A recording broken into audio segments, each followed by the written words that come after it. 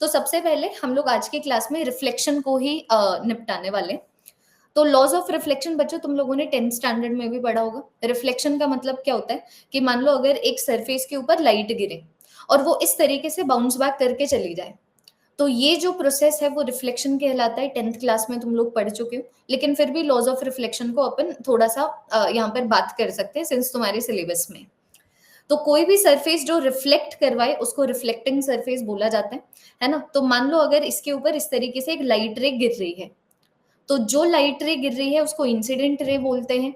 और जो लाइट रे फिर बाद में ये जो लाइट रे है रिफ्लेक्शन होगा इसका, और फिर ये इस तरीके से बाउंस बैक करके जाएगी। तो जब ये बाउंस बैक करके जाती है ना, तो इस रे को अपन रिफ्लेक्टेड रे बोलते हैं। अब ब्लर तो नहीं है? एक बार जरा सा देखिए, ब्लर तो नहीं है? एक बार ये कंफर्म कर दो, क्योंकि बैक ऑफ द हेड मेरा ये टॉपिक चल रहा था। ठीक है, ओके। तो मान लो फॉर एग्जांपल बच्चों, मेरे पास ये जो लाइट है ना वो यहां पर आके गिरती है, तो ये वाले पॉइंट को ना पॉइंट ऑफ इंसिडेंस बोला जाता है। और मैं कभी भी अगर पॉइंट ऑफ इंसिडेंस वाले पॉइंट के ऊपर अगर इस तरीके से एक लाइन बनाऊं जो मेरी रिफ्लेक्टिंग सरफेस से परपेंडिकुलर हो, तो इसको normal to the point of incidence बोला जाता है। नॉर्मल का मतलब क्या? परपेंडिकुलर, मतलब हम लोग पॉइंट ऑफ इंसिडेंस के ऊपर एक परपेंडिकुलर लाइन बना रहे हैं, एक ऐसी लाइन जो हमारे रिफ्लेक्टिंग सरफेस से परपेंडिकुलर हो। तो जो normal to the point of incidence और इंसिडेंट रे के बीच में एंगल होता है वो एंगल ऑफ इंसिडेंस कहलाता है। जो normal to the point of incidence और रिफ्लेक्टेड रे के बीच में एंगल होता है वो हमारा एंगल ऑफ रिफ्लेक्शन कहलाता है। तो ये 10th क्लास की नॉलेज है, फिर भी अपन यहाँ पर आराम से डिस्कस करते हैं। आई एम होपिंग तुम लोगों को बच्चों ये पता है कि जब हम लोग लॉज ऑफ रिफ्लेक्शन के बारे में बात करते हैं ना, तो यहाँ पर दो लॉज है। सबसे पहला लॉ तो ये है कि जितने भी एंगल के ऊपर इंसिडेंट रे गिरी है ना, उतने ही एंगल के ऊपर रिफ्लेक्टेड रे जाएगी। कि मान लो अगर ये वाली जो इंसिडेंट रे है ये 30 डिग्री एंगल पे गिरी है, तो जो रिफ्लेक्टेड रे जैसे रिफ्लेक्ट होके जाएगी ना, बिल्कुल सेम एंगल बना के जाएगी 30 डिग्री का। ये पहला पॉइंट है। और दूसरा पॉइंट यहाँ पर ये है, और ये बड़ा जेन्युइन सा है, कि यहाँ पर जो इंसिडेंट रे है, रिफ्लेक्टेड रे है और normal to the point of incidence है, देखो सारे के सारे सेम प्लेन में लाई कर रहे हैं।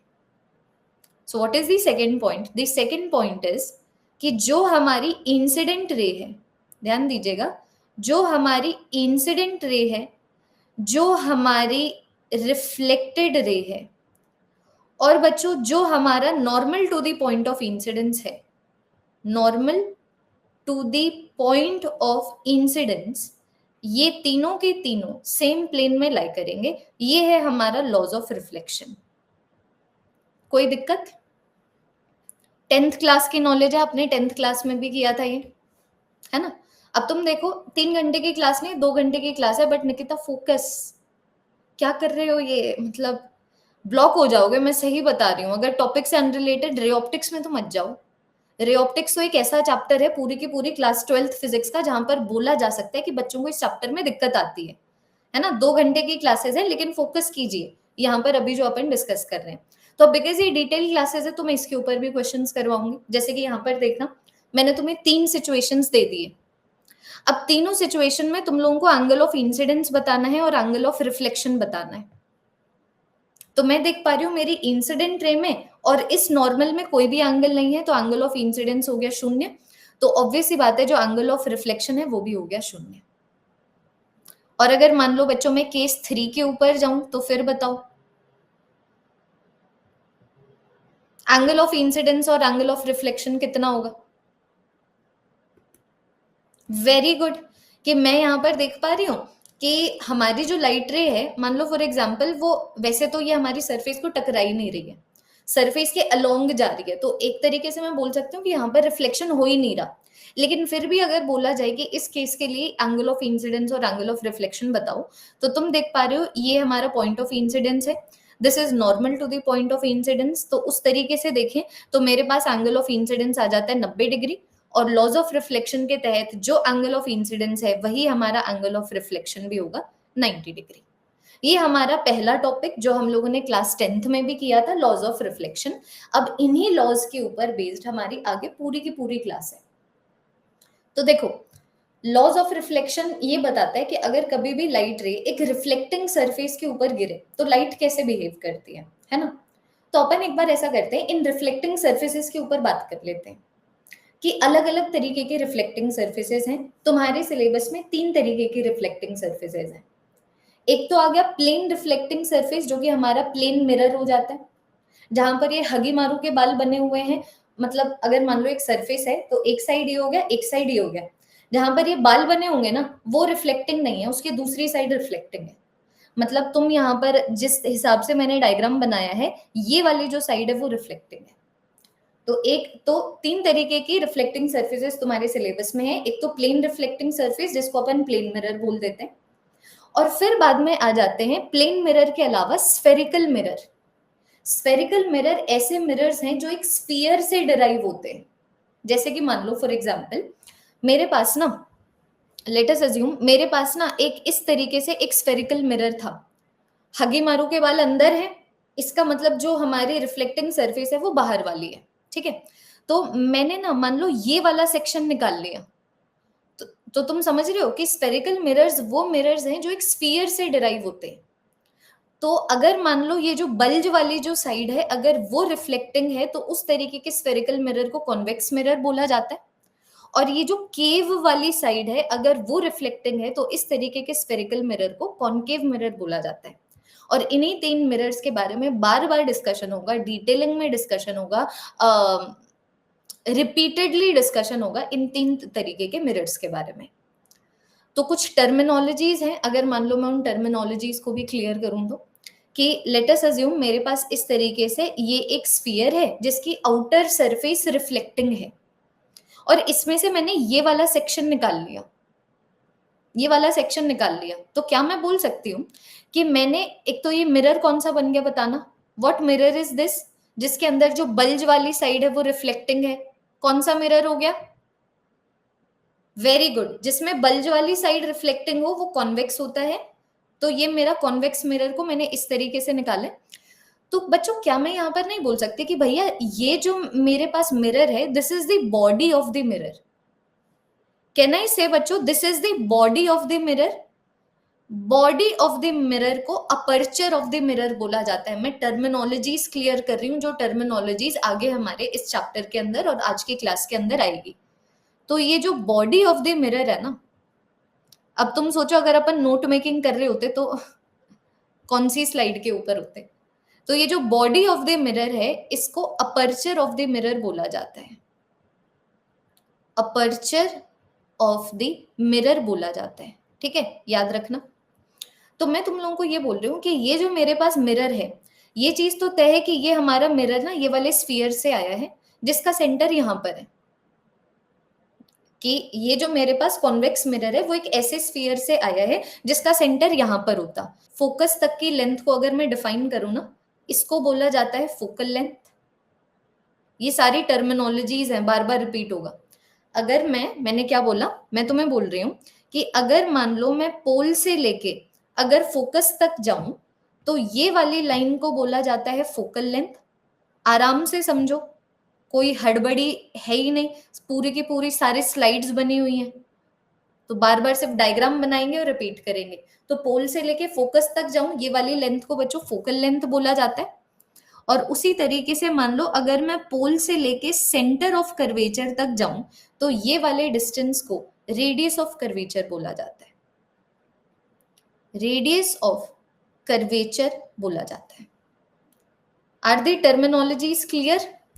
ये टर्मिनोलॉजीज बार बार रिपीट होंगी और सारी चीजें दिखाऊंगी तुम्हें, कोई भी एनसीईआरटी की लाइन एज इट इज नहीं दूंगी। ये कुछ कुछ टर्मिनोलॉजीज हैं जिनके बारे में तुम लोगों को पता होना चाहिए।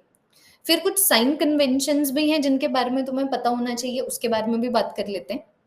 क्योंकि अभी तो देखो अपन कंसेप्चुअल डिस्कशन कर रहे हैं मिरर से एसोसिएटेड, कि हाँ भाई कि ये जो मिरर है एक स्फीयर से डिराइव हुआ है जिसके सेंटर को बोल दिया सेंटर ऑफ कर्वेचर फलाना ढिमकाना, है ना।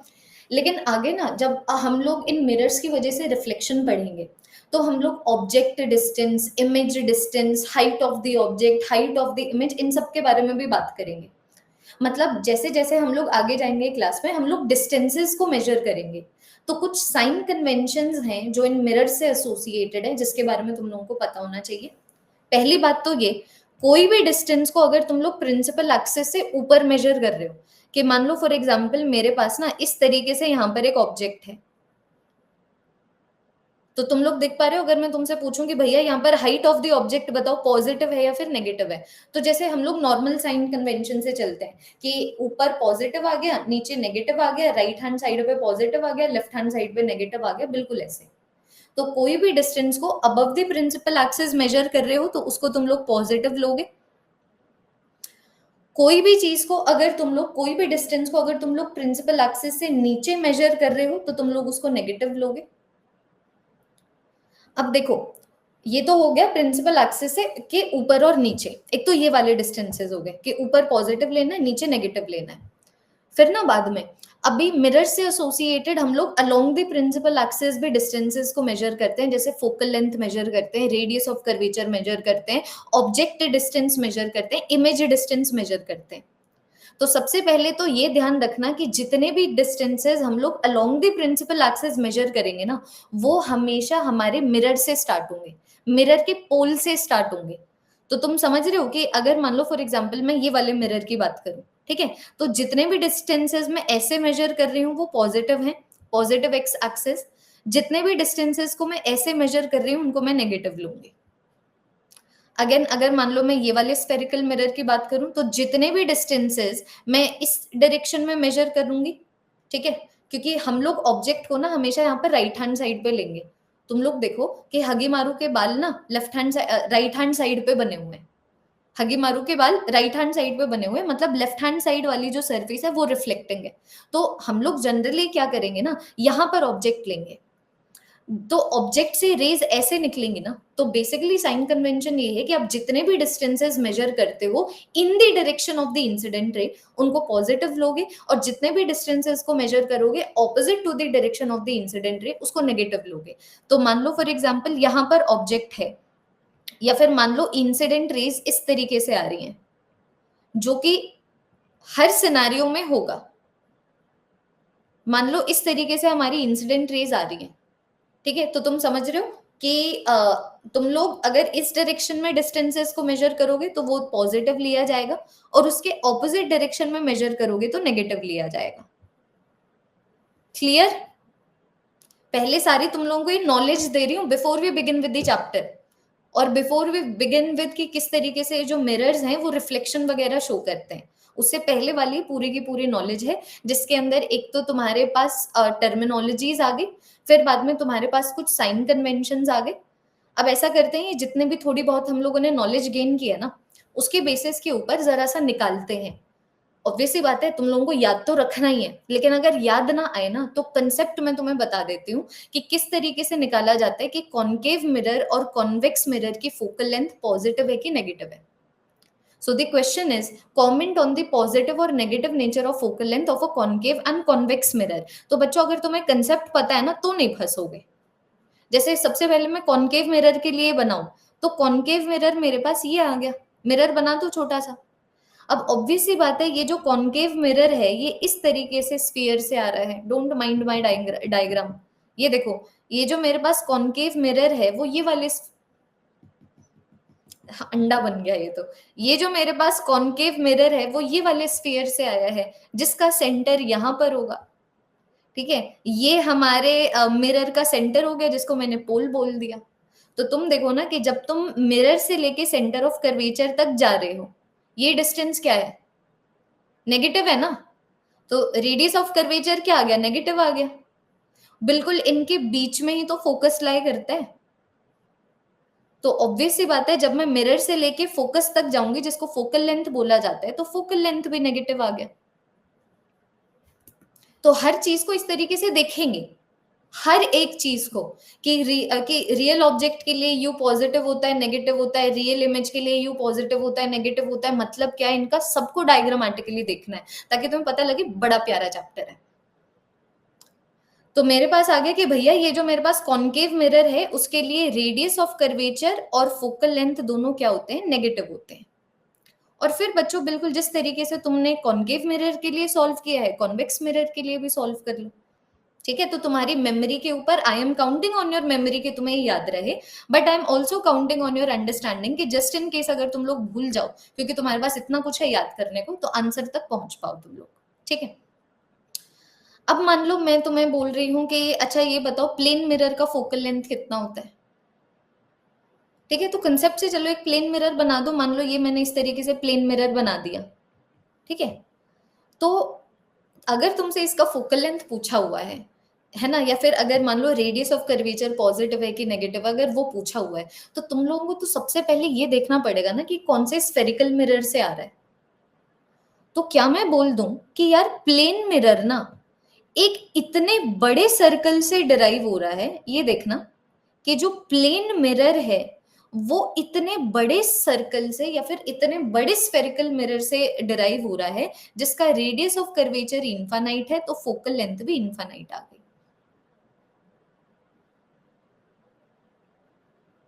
देखो, मान लो बच्चों ये इतना बड़ा सन है, सन कितना बड़ा है, और देखो तुम कितने छोटे हो। अगर तुम सन के बिल्कुल यहां पर खड़े हो, तुम्हें सन का कर्वेचर थोड़ी दिखेगा, बहुत बड़ा है सन। अगर तुम सन के साइड में जाके खड़े हो गई तो ये तुम्हें बल्ज थोड़ी दिख रहा है कि हाँ ये देखो कैसे ऐसे गया, ये देखो कैसे ऐसे गया। ऐसे तो हम लोग जब प्लेन में ट्रैवल करते हैं, हम देखो अर्थ से मतलब अर्थ की सरफेस से कितने ऊपर होते हैं, तब भी हम लोगों को ये वाला कर्वेचर थोड़ी नजर आता है, क्योंकि वो इतना ज्यादा बड़ा है। तो आई कैन से, अगर मुझसे फोकल लेंथ पूछी जाए, जीरो मत बोलो। ठीक है, तो मैंने क्या किया, उप्स, वेट, देख लो ये मेरे पास बच्चों इस तरीके से आए हैं। ठीक है, ये तुम एक कॉनकेव मिरर ले लो। कॉनकेव मिरर का इस्तेमाल कर रही हूँ तुम लोगों को इन रूल्स के बारे में बताने को। ऐसा नहीं है कि ये रूल सिर्फ कॉनकेव मिरर में लगते हैं, बस कॉनकेव मिरर का इस्तेमाल हो रहा है यहाँ पे। Just one sec. तो ये देखना, मान लो बच्चों इस तरीके से एक इंसिडेंट रे आई और हमारे मिरर के ऊपर गिरी parallel to the principal axis.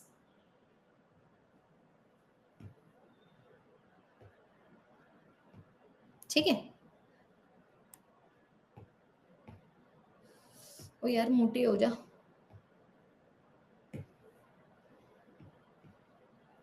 अटक क्यों रहा है ये इतना। एक मिनट है बच्चों,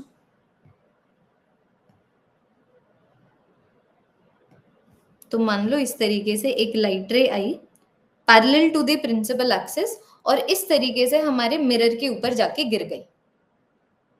ठीक है, तो देखो लॉज ऑफ रिफ्लेक्शन लगाओ।